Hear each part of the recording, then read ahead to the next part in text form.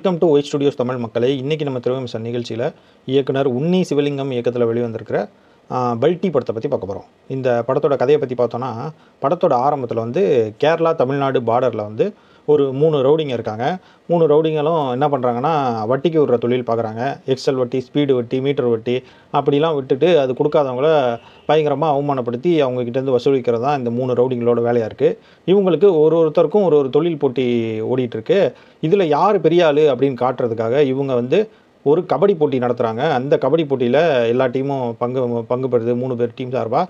அதில் எந்த டீம் ஜெயிக்குதோ அந்த ரவுடி தான் பெருசு அப்படின்ற மாதிரி அவங்களுக்குள்ள ஒரு போட்டி நடக்குது. இப்போ இந்த டீமில் விளாட்ற ஒரு 2 பிளேயர்ஸ் தான் நம்ம ஹீரோ ஷானும் சாந்தனும். இப்போ இவங்க 2 பேருமே ரொம்ப நல்ல கபடி பிளேயர்ஸு. எந்த டீமுக்கு போனாலும் அந்த டீமை வந்து ஜெயிக்க வைக்கிற ஒரு ஆள். ஆல்ரெடி அவங்களுக்கு வந்து ஒரு தனி டீமே இருக்குது. இப்போ வந்து இவங்க ஒரு கட்டத்தில் என்ன ஆகுது அப்படின்னு பார்த்தீங்கன்னா, மெயின் வில்லனான இந்த செல்வராகவனோட டீமில் இவங்க வந்து விளாட்ற மாதிரி ஒரு சூழ்நிலை வருது.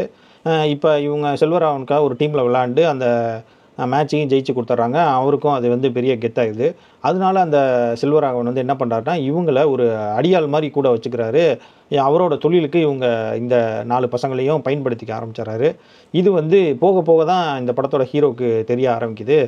சரி, இப்போ வந்து நம்ம இவரை விட்டு வெளியே வந்துடலாம் அப்படின்னு நினைக்கும்போது, செல்வராகவனுக்கும் ஹீரோவோட ஆளுக்கும் ஒரு சின்ன பஞ்சாயத்து ஆயிடுது. அதுக்கு வந்து ஹீரோ தட்டி கேட்க போய் செல்வராகவனுக்கும் ஹீரோக்கும் ஒரு 1 to 1 அந்த மாதிரி ஆகிடுது. ஸோ இதுக்கப்புறம் என்ன நடந்துச்சு அப்படின்றது தான் இந்த படத்தோட கதை. இந்த படத்தோட பெரிய பிரச்சனையே என்ன அப்படின்னு பார்த்தீங்கன்னா, இந்த படம் வந்து ஒரு ஒரு ஒரு மலையாள டைரக்டர் தமிழில் வந்து படம் எடுத்தால் எப்படி இருக்குமோ அந்த மாதிரி இந்த படத்தை எடுத்திருக்காங்க. மாஸ் கமர்ஷியலாக எடுத்திருக்காங்க. நம்ம வந்து ஒரு மலையாள சினிமானா அது ஒரு மாதிரி இருக்கும் அப்படின்னு எதிர்பார்த்து போவோம் இல்லையா? இது அப்படி இருக்காது.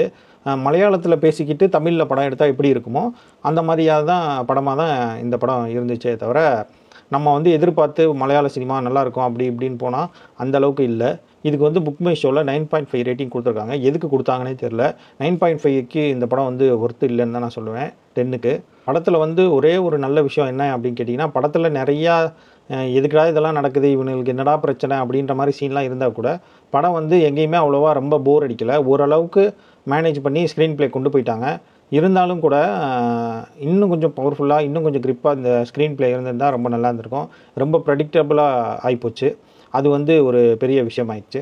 நீங்கள் வந்து இந்த படத்தை பார்க்க போகிறீங்கன்னா, நம்ம வந்து ஒரு மலையாள படம் பார்க்க போகிறோம் அப்படின்ற ஒரு ஃபீலில் போனீங்கன்னா நீங்கள் கண்டிப்பாக ஏமாந்துருவீங்க. கண்டிப்பாக இது வந்து நம்ம தமிழ் படம் பார்க்க போகிறோம், முடிஞ்சால் இந்த படம் தமிழில் ரிலீஸ் ஆகிருக்கு, தமிழ்லேயே கூட பாருங்கள். தமிழ் படம் பார்க்க போகிறோம் அப்படின்னு போனீங்கன்னா கண்டிப்பாக இந்த படம் வந்து உங்களை ஓரளவுக்கு சாட்டிஸ்ஃபை பண்ணுற படமாக இருக்கும்.